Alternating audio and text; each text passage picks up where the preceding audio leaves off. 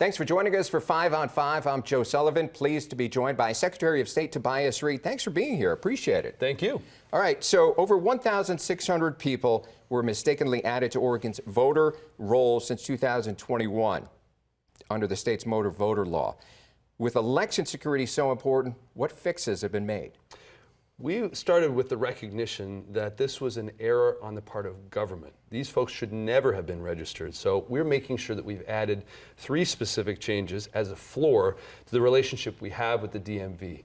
First of all, a control file to make sure that the same number of records that the DMV sends is what the Secretary of State receives.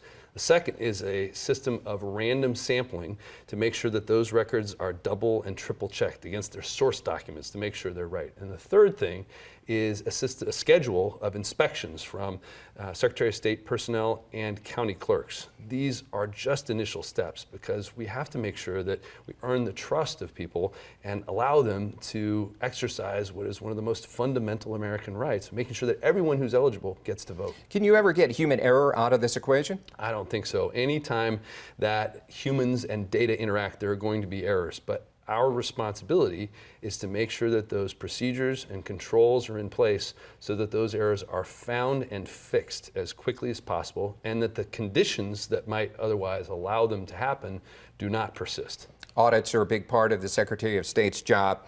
Your plan includes audits to Medicaid and adult protective services. How do you determine which agencies to audit? I want to make sure that we are using our audit capacity to the maximum effect and focusing them on places where there's the greatest level of risk. It would be easy to focus on something that's top of mind, but our real power is in using the audits to uncover an issue before it becomes an issue. If something's in the headlines, it's probably too late. So we're engaged in a process of building a risk assessment tool that will allow us to put those audits to the greatest effect. I'm thinking about things like, where do we spend a lot of money? Where do we not get the results that we want? And where are the lives of real Oregonians at stake? Excited about how we can make those audits motivate change and deliver better services for Oregonians. Are there any recent federal policies that impact your office directly? Well, I think anytime Oregonians and Americans are not feeling trust in government, or not able to count on things that really make their lives go, that's a risk. And so when people ask me what I think about the federal government these days, I say I'm so very focused on this new job I'm lucky to have that I'm not really focused there, but I think we should all agree on the idea of having some stability and consistency in our government at any level. All right. We're going to take a quick break and be right back with part 2 of our 5 on 5. Stay with us.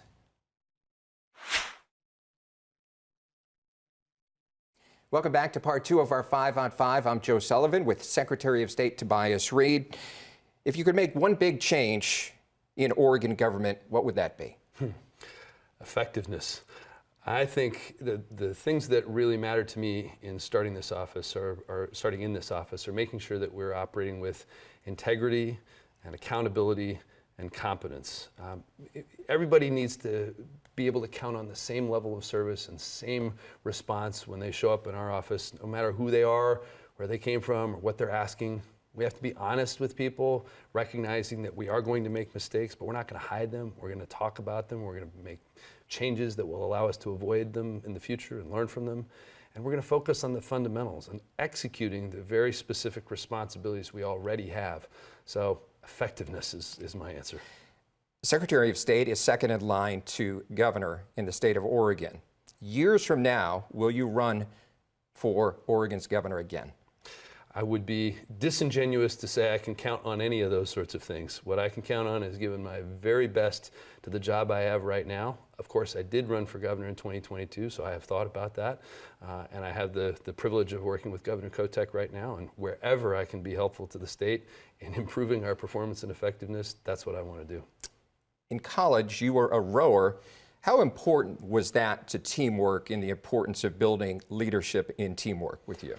Rowing's the best. I feel very lucky to have had that opportunity, and the magic of rowing is that you can do so much more as part of a boat than you ever could individually. In most every other sport, individual limits assert themselves, but if you're in a boat, you literally can't stop, and it causes you to do so much more. So I really take those lessons, and I was trying to move the boat, concerned less about who got the credit. That's another trademark thing about rowing, that the boat moves as one, and we could take some lessons from that as a state. A lot of good lessons right there. All right, we have about 30 seconds left. Is there anything else you'd like our viewers to know about? I have a very practical tip. Okay, go ahead. What is it? If you are going to the DMV and you see a terminal in front of you where you are going to sign something, don't use the approach too many people do on your restaurant receipt and just make a few loops with your pen. Give that a real signature, because those are the signatures that county clerks use to verify signatures and count ballots. Save yourself some time and give us a good signature at the DMV. That's really interesting. I didn't know that. So very good. Secretary of State, thanks for stopping by. Appreciate Thank you. it. All right, stay with us. We'll be right back with more local news.